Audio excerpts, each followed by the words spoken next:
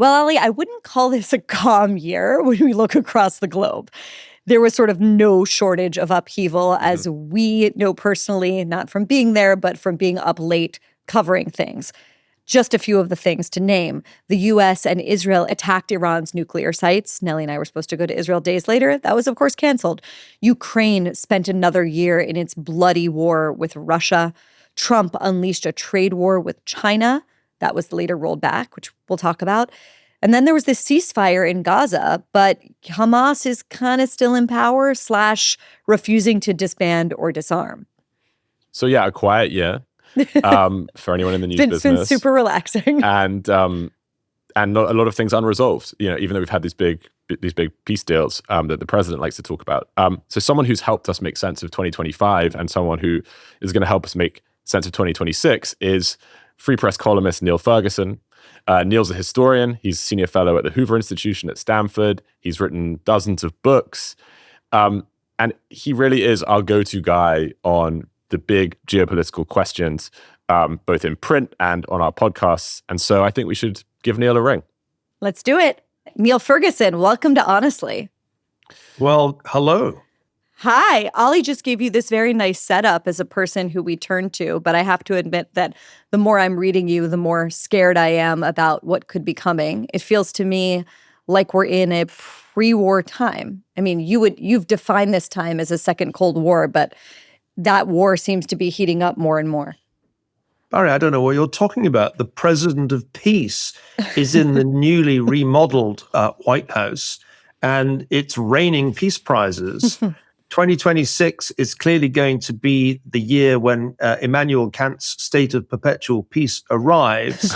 And it really will just remain for us to remind ourselves of the lyrics of John Lennon's Imagine and sing them along with Democrats and Republicans alike, or maybe not. Look, I think the framing remains, and I think this has been true certainly since 2018, maybe since Xi Jinping came to power in 2012, that we're in Cold War II. The People's Republic of China took the place of the Soviet Union. We didn't really notice because we thought that history had ended and the world was just going to live happily ever after. But Cold War II brings with it certain predictable consequences. There are two superpowers. They're engaged in a competition in the realm of technology, in the realm of military hardware, in the realm of contested geographies, in the realm of ideologies. That's a Cold War. That's where we are. And as a result, as in the first Cold War, there are hotspots. There are places where hot war happens.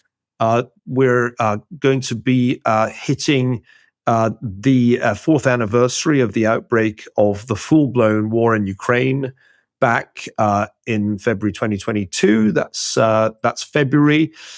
We're going to see the ongoing conflict that Israel's engaged in on multiple fronts, mostly with proxies of the Islamic Republic, and there's ongoing tension around the island of Taiwan, which is probably the nearest thing to Cuba in Cold War II. So that's how to think about 2026.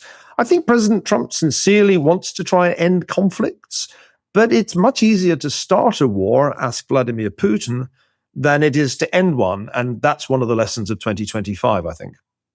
Well, Niall, let's sort of go deeper into some of the hotspots. When Norah O'Donnell sat down for 60 Minutes with Donald Trump, he literally pulled out a piece of paper that he had printed out with all of the peace deals he had made around the world. And of course, the most famous of these is the ceasefire in Gaza. Now, Trump, of course, has declared an end to the war. There's technically a ceasefire. And yet, it seems like Hamas is still in power in Gaza. So who actually rules Gaza, and what can we expect in that territory in 2026? Well, the first thing is to acknowledge that major success was achieved by US diplomacy. And I think that owed quite a bit to the involvement of the president's son-in-law, Jared Kushner, who, when he joined forces with Steve Witkoff, brought to bear his whole, I guess, network plus his experience in the region And that meant that the key issue was resolved. The remaining surviving hostages that were still held captive by Hamas were released. And a kind of peace, I say kind of peace because it's not exactly tranquil there, but a kind of peace was achieved in Gaza, leaving Hamas in control of part of Gaza, but not all of it, because in effect, Gaza has been divided, and a substantial part of it is actually under, well, in practice, Israeli control.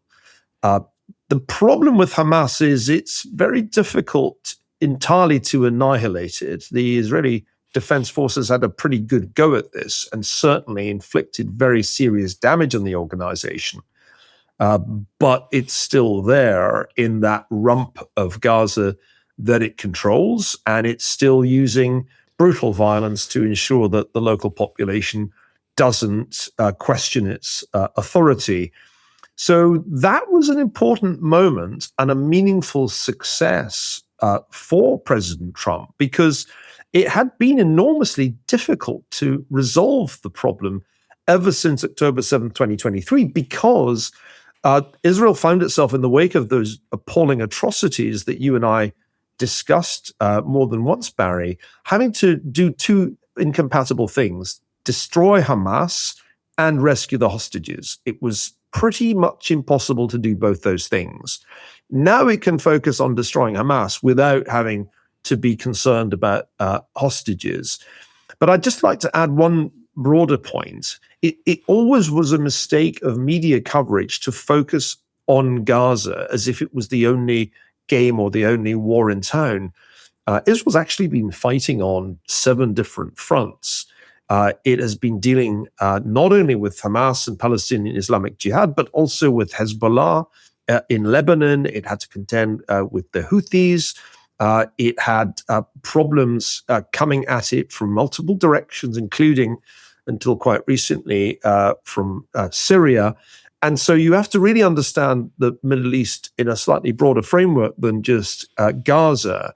And I think in that sense, the real story of 2025 was that Iran and its proxies suffered multiple defeats, all of which significantly weakened it, of which the most important was clearly the destruction or semi-destruction of the nuclear facility at Fordo by US stealth bombers. Where do we go from here? Well, where we go from here is ongoing conflict in a number of those theaters, because this story ain't over. Iran is beginning to rebuild its seriously damaged nuclear capabilities. It is trying to revive its economy. That's not easy. They're in the grip of a dreadful water shortage. And Benjamin Netanyahu, the ultimate survivor of Israeli politics, has to decide between now and the election that has to happen in October what to do. Does he hit Iran again? I think he probably does, because why let these guys rebuild when you had them on their knees last year? The challenge for him is that the more pressure he exerts, particularly on Iran, but more generally, the more he flexes in the region, the more ambivalence in the United States will become apparent. And I don't just mean the hostility of people on the left, which has been going on for some time.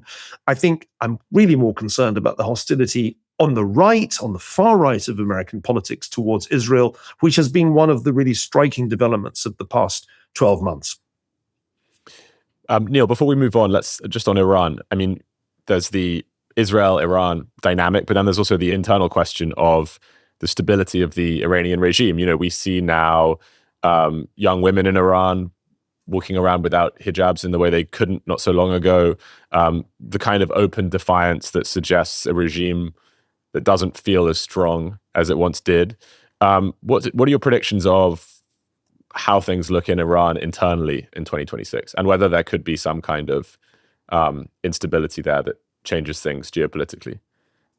Well, I think there is a great danger in inferring from protests in Tehran a probability of regime change or regime crisis in Iran as a whole. The regime has proved remarkably effective at withstanding popular protest year after year. And so I'm not about to predict its downfall. It's hard to believe that Supreme Leader Khamenei will still be alive at the end of 2026 because he's so old. And in fact, it's remarkable that he got through 2025. The bigger problem for the regime, I think, is what they do when he dies. And can they manage a transition when they don't have a succession plan? They don't have a successor to what I imagine will be an IRGC, a Revolutionary Guard-led military-type regime.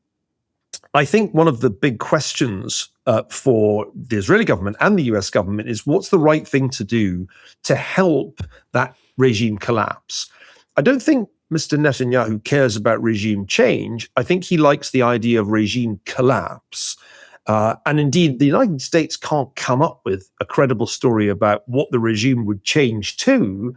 So it probably implicitly is on side with regime collapse. It's just hard to bring that about. And my own view is it's extremely difficult to imagine a peaceful transition to a more friendly Iranian regime if the process has Israeli fingerprints on it.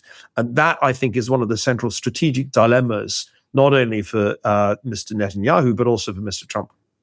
Okay, let's turn now from Iran to Eastern Europe. Let's go to the war in Ukraine, a subject you've written about for us an enormous amount. All of it's fantastic. Those who haven't read Neil on Ukraine, go to the Free Press right now.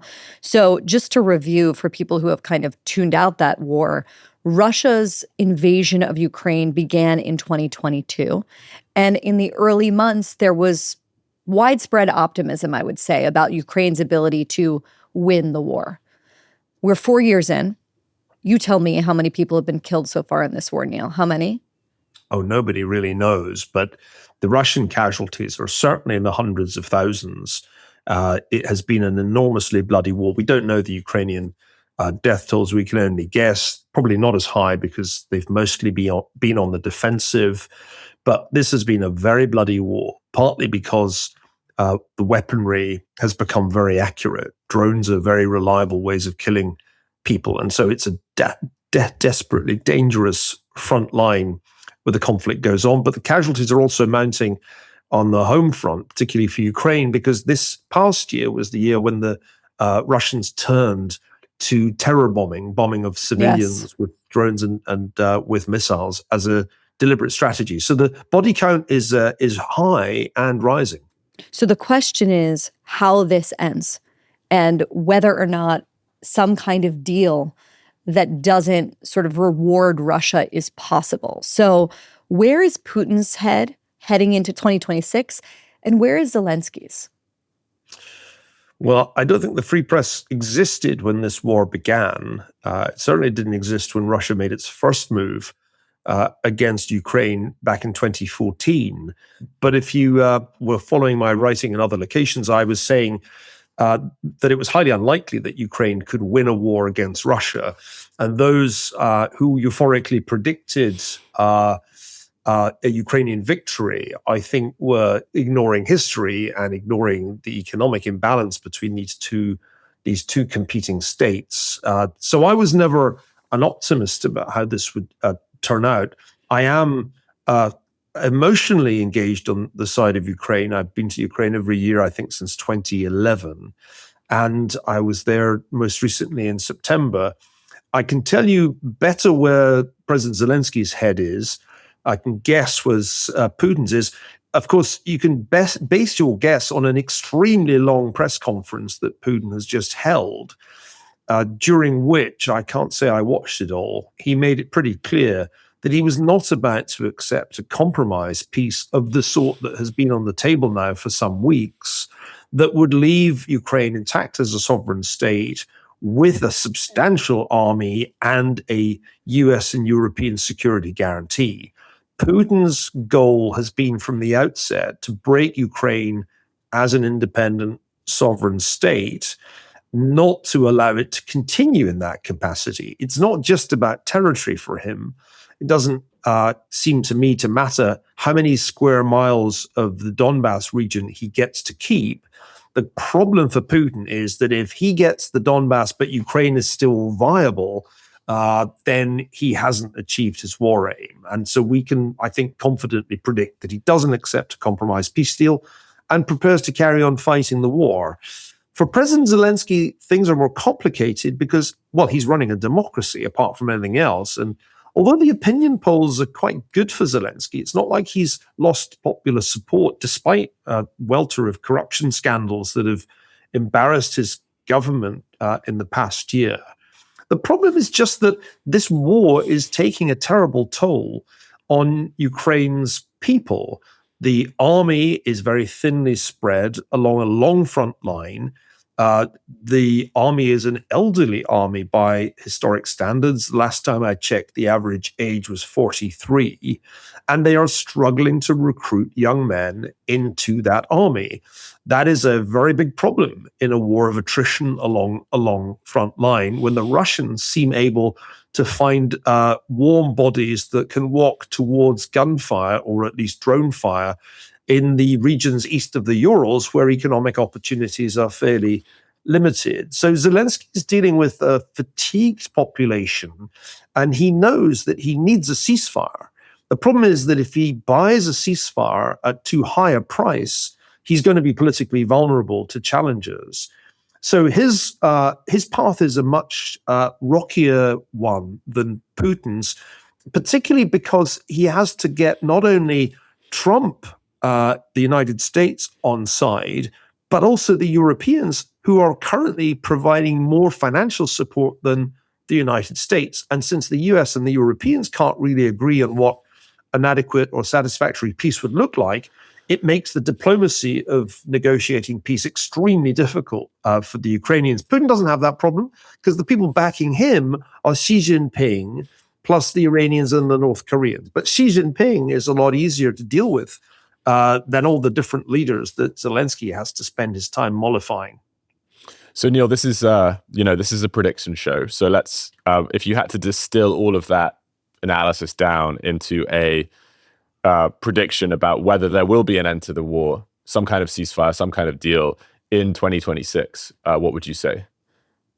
My base case is that the war keeps going, but there's a rising probability, maybe it's 30%, that some kind of compromise peace gets hammered out because Ukraine needs it.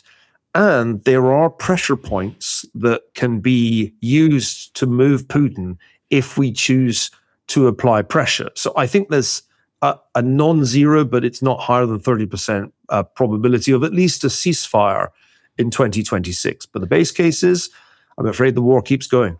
And just on that, one more question, which is, what should the Trump administration be doing that if it badly wants peace, what should it be doing if it wants to deliver that in 2026 that it's not currently doing? Well, there are two things that really can hurt Russia. One is that you make secondary sanctions on Russia's oil exports real so that they cease to have a market because it's too expensive for Indian or Chinese businesses to buy Russian oil. We've threatened that, but we haven't really enforced it. And the second thing is just to tell the Ukrainians, just keep hitting those targets deep inside Russia. Here, have some more missiles to do it. And we could also do that. We nearly gave them the Tomahawk missiles, and then Trump changed his mind. The reason, by the way, that we aren't doing more is not that President Trump has a bromance with Putin or that the Russians have compromat on him. It's that strategically, the Trump team thinks that it's in a world of great powers, one of which is the US, one of which is China, one of which is Russia, and maybe there are a couple of others. And in that world, you can't permanently antagonize both Russia and China. Ideally, you want one of them to come closer to you. So on the basis of a realpolitik, or as we've sometimes called it, Bari, real estate politik, the Trump people don't really want to lean that hard on Putin. They are hoping that they can get Zelensky to make the concessions because, well, he's just Ukraine. He's not a great power. That's how they think about these things. The trouble about that approach is you don't get the peace because Putin has no incentive to settle. Putin can just play to win. He can just grind out this victory, even if the casualties on the Russian side go to 1 million, because he's Putin. He's got the bodies and he's got the power. He doesn't have the accountability to his own people, and he's got the Chinese supplying them with the hardware. That's why my base case is that the war keeps going. I think the Ukrainians can hold out, but it's getting harder and harder for them, and that's why I'm urging them and the US and the Europeans, take a compromise peace, even if it means losing some of the territory in Donbass you currently control, because you need a ceasefire, and with security guarantees, you have a future. So we've covered the Middle East. We're on a rapid whistle-stop tour around the world. We've gone to Eastern Europe. Now let's go to what you and everyone I trust really considers our most formidable adversary, and the force, frankly, behind a lot of what's going on in those other places, which of course is China. Trump on April 2nd declared Liberation Day and announced these reciprocal tariffs on all countries not already subject to sanctions. Some of these tariffs, of course, reached as high as 125%. I remember being in a very cold hotel room and live streaming with you about this topic. And then, of course, what happened is that, people, especially libertarian economists, were freaking out. But Trump then began to walk some of it back and carving out exceptions. And this is how he began to earn that infamous nickname of Taco, Trump always chickens out. So first, I want to ask, did the tariffs work? And second is, give us the broad picture. How would you rate Trump's handling so far in this second term of our most formidable adversary in the world? Well, on tariffs working, it depends what you mean by works. It's supposed to do multiple things, not all of which they can simultaneously do. They've certainly worked as a source of revenue. It's brought in quite a hefty amount of money to the US Treasury, not enough to solve the huge deficit that it's running, but still, it's brought in some cash. It hasn't caused industrialization in the United States to resume on a vast scale because it would take a lot more than protective or protectionist tariffs to do that. There are lots of reasons why it's hard to do manufacturing in the United States, labor costs, permitting, etc. But the real point of these tariffs, I think, was to try to redress the imbalances in the global trading system, which I think were real. I don't think it was delusion on the part of Donald Trump to say that the trading system, the so-called liberal international order, benefited others more than the United States. The question is whether the reciprocal tariffs were the right way to go about fixing that. To some extent, I think it has worked in the sense that those countries that really did have very asymmetrical trading relationships with the US, say India or Brazil, which clearly charged very high duties and non-tariff barriers on US goods and paid almost nothing on the other end exporting to the US, have had to renegotiate. And the renegotiation, especially with the Asian economies as well as with the Europeans, is real and it's ongoing, and I don't think it's trivial. But China is the main event, as you implied, Bari. And when you look at the trade war with China that Trump launched very early on in 2025, before reciprocal tariffs, before Liberation Day, the result of that trade war has to have been a win for Xi Jinping. Unlike everybody else, China retaliated commensurately in a kind of tit-for-tat game theoretical way. They'd planned for this. They had a strategy. Everything Trump did, they matched it. And then they played their ace, which was export controls on rare earth elements. That's all those weird and wonderful things on the periodic table that you never learned in chemistry, which turn out to be kind of important for a whole bunch of 21st century industrial activities. And that was the trump card, which forced the United States to scale back its tariffs on China and enter into negotiations, which are still going on, about the tariffs that the US and China are going to levy on one another. So I think you have to say that as an instrument in Cold War II of applying pressure to Xi Jinping, this did not work well. In fact, it revealed the power that China now exerts not only over the US, but over the whole world, because it has a monopoly on the mining and refining of these rare earth elements. And you can't build a modern car without those. Neil, the place, of course, where this Cold War people worry might become a hot war is Taiwan, and we ask you about it now because the clock is ticking, and Xi Jinping has set himself and his the Chinese army a deadline of being ready to achieve reunification, meaning in non-propagandistic terms, the invasion of Taiwan by 2027. Which means it has to happen this year, or it might happen this year. So again, I'm going to pin you down with a cold, hard prediction question, which is, will China invade Taiwan in 2026? No, it won't. And I don't think it'll invade Taiwan in 2027 either, because I don't think China's military is ready to carry on what would be an enormously challenging military operation. I'm not even sure they're going to blockade Taiwan, which is another option where they just surround the island and control access to it for people and trade. I think what we'll see in 2026 is ongoing political pressure and military pressure to try to shift the Taiwanese towards a kind of acceptance that where Hong Kong now is where they're going, where they'll have some nominal separate system, but they'll in effect be under the control of Beijing. It's going to be all about diplomacy in 2026, not about warfare, because President Trump thinks he's going to have multiple meetings with Xi Jinping. I've even heard the number 4 bandied around. That would be unprecedented for the US president to meet the Chinese leader 4 times. Not even Richard Nixon managed that. I think we can forget 4 meetings, but there'll be at least 2, I'd guess. And these meetings will be very consequential because there is a whole lot of stuff on the table. It's true that the Chinese have the rare earth elements that they can restrict our access to, but we have something that we can restrict their access to, and that is the most sophisticated semiconductors. Those are the ones designed by NVIDIA, by Jensen Huang's company, and manufactured by TSMC in, you guessed it, Taiwan. So the negotiations are going to be about tariffs. They're going to be about trade restrictions, about export controls on rare earth elements. They're going to be about fentanyl. They're going to be about a whole range of things. But the one that will really be the key is Taiwan itself. The Chinese want the US to change its position on Taiwan, to say right out that we will not support, in fact, we will oppose any move towards Taiwanese independence. I don't think President Trump is going to do that. I don't think any of his advisors will tell him to do it, but that's going to be the ask. So it's going to be a year of summitry, not of invasions or blockades.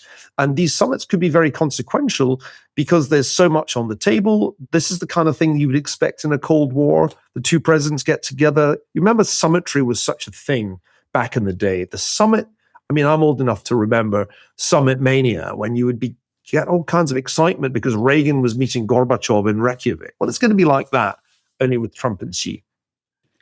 Okay, let's take one last stop, one that I don't know if we could have predicted a year ago, and that is Venezuela. The U.S., of course, has been conducting these operations against what it describes as Venezuelan drug trafficking vessels. Washington says that these are completely legitimate. It's aimed at stopping narcotic shipments. Venezuela says that Washington is trying to destabilize the government. Machado just won the Nobel Peace Prize. She's smuggled out of the country. There's a lot of drama around Venezuela and the pretty horrendous, evil regime of Maduro. Where does this end in 2026? Does Maduro fall? Well, if you want to get rid of somebody, if you really want to change the regime, history tells us it's hard to do it from the air. You really do need to be down there on the ground in Caracas if you want to get rid of Maduro and put somebody else better than Maduro into that job. And what I'm not seeing is any evidence that the Trump administration is ready to send in the Marines. Let's go back to the Trump corollary. After the Roosevelt corollary, it was pretty routine for the Marine Corps and other U.S. military personnel to be deployed. to Cuba, to Panama, to Haiti. And so there's a precedent, if you're prepared to go back far enough, for that kind of intervention. And the US continued to do that kind of thing really right up until the 1950s. You could even say that the overthrow of Noriega was an example. Think of Grenada. The Reagan administration did stuff like this. And then we stopped. Then we kind of got a bit embarrassed about treating Latin America as our backyard. And we still are a little bit embarrassed about it, or at least we're reluctant to deploy the proverbial boots on the ground because, well, you never know what might go wrong. And it never looks good if you send a bunch of our boys somewhere and they start coming back in body bags. So I think Maduro can hang on if the US isn't prepared to send in some ground forces to persuade him to get on the plane and leave. That's not something I say with high confidence because, as you mentioned, Barry, there are a great many moving parts. And you have to admit that it would be kind of anticlimactic for the US to deploy an enormous flotilla, as big as there has been really since the Second World War, in the Caribbean, and then have nothing happen. So I can't quite work out how they get around this. But I'm confident that if Maduro doesn't want to go, he's not going to go unless there is a military force there that makes him go. Neil, we've covered the kind of obvious flashpoints, I guess. China, Venezuela, the Middle East, Ukraine. Often, though, it's the places that we don't predict where and that's where the drama pops up. Who could have predicted in 2023 that at the start of 2023 that Israel-Gaza would be the big thing for the following 2 years. So first part of my question is, what is not on our radar so far in this conversation that should be on our radar for 2026, in your view? And then secondly, you mentioned earlier the kind of fight on the right in America about all sorts of things, including America's role in the world and US foreign policy. And how does that, do you predict, how is that going to change or impact the administration's approach to all of these things? Are we going to see the ripple effects of that fight in US foreign policy? Well, this is a subject that I've been thinking a lot about since the hideous massacre on Bondi Beach in Australia. And I come away with the following conclusion, that there are going to be attacks on Jewish communities all over the world because the pattern is now establishing itself that the Islamists, whether they're Iranian-backed or not, see a whole variety of soft targets in the Jewish communities of the Western world, broadly defined.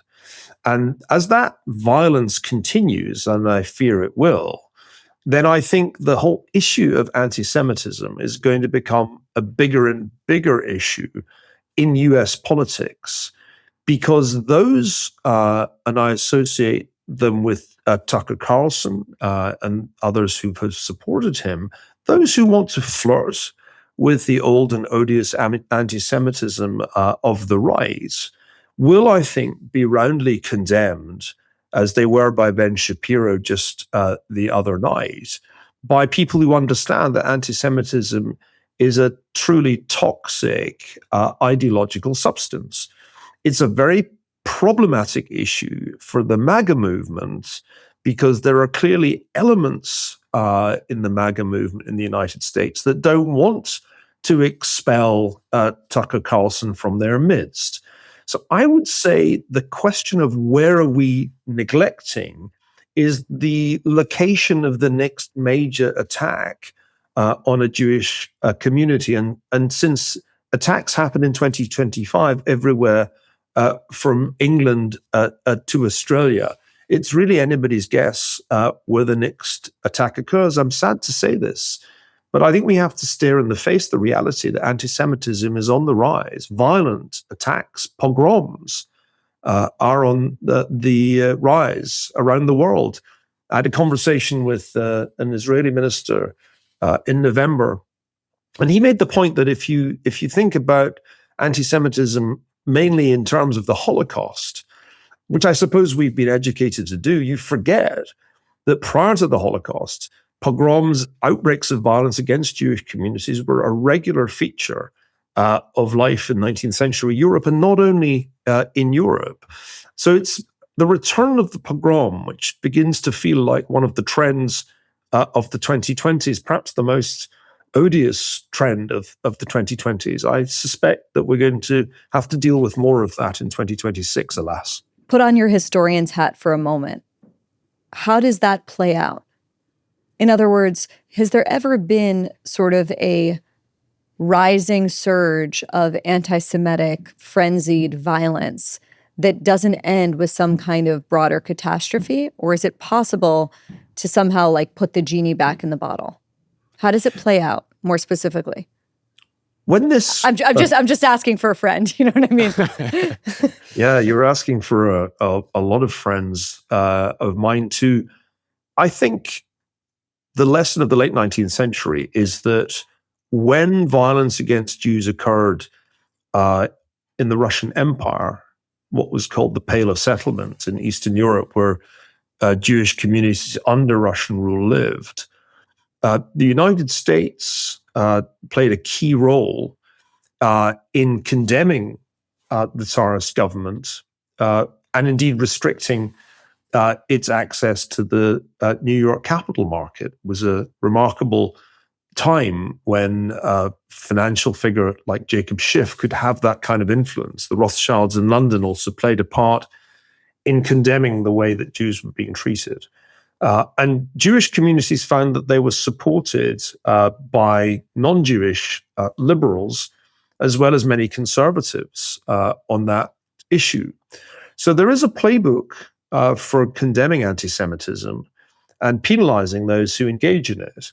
And we need to blow the dust off that playbook and remind Britons, Americans, perhaps throughout the English-speaking world and beyond, that the lesson of the 20th century is if you do not check anti-Semitism, if you don't condemn it, if you don't drive it out of the pale of political respectability, then like some ghastly cancer, it will spread until it poses a truly mortal threat. That is the way to think about the Holocaust. The Holocaust, I argued this in a book called War of the World, published back in 2006, nearly 20 years ago, was a consequence of a sustained spread of an ideology that identified Jews as racial aliens and then laid the foundation for their annihilation. It didn't begin in 1933. These ideologies had roots in the mid-19th century. And one of the points I keep making when I try to explain what's going on to people is the ideology is not new. Nobody's come up with anything new in the 21st century. Ideologically, we're back to 19th century brands. Hey, try anti-Semitism, or how about socialism? How does that grab you? So these ideologies they've been around for a long, long time. But when people try to deploy them again in the context of our time, with all the powerful algorithms that exist to disseminate these toxic ideologies, when a Nick Fuentes can be turned into a kind of star, essentially by algorithmic manipulation, then the potential seems even more lethal. So we have to act now. We have to act now because if we don't, it will ultimately lead down a path to something like Auschwitz. And this is, I think, a moral imperative for all people who care about not just democracy, but also the rule of law and basic human decency. If you think it's okay to say Hitler was cool for the lulz, then you're evil and you're part of what ultimately is a political cancer. Well, Niall Ferguson, maybe not the happiest note, but I can't think of a more powerful one to end on. Thanks for coming on the show. And more than that, thanks for being with us at the Free Press. Can't wait to see what you are going to write about and talk about in 2026. Merry Christmas. Thanks, Barry. Thanks, Ollie. Merry Christmas to everybody. I wasn't very merry there, but hey, you did ask. Can you just do the imitation that you began with for me, for my lulz, for one more second? Be the radio man. This is London calling with news of fresh disaster. The world is ending on our watch.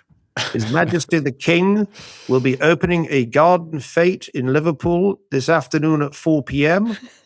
At Prime Minister's Questions, the leader of the opposition will ask a devastating question about social media censorship. You're the best. Lovely to see you. Lots of love, everybody. Bye.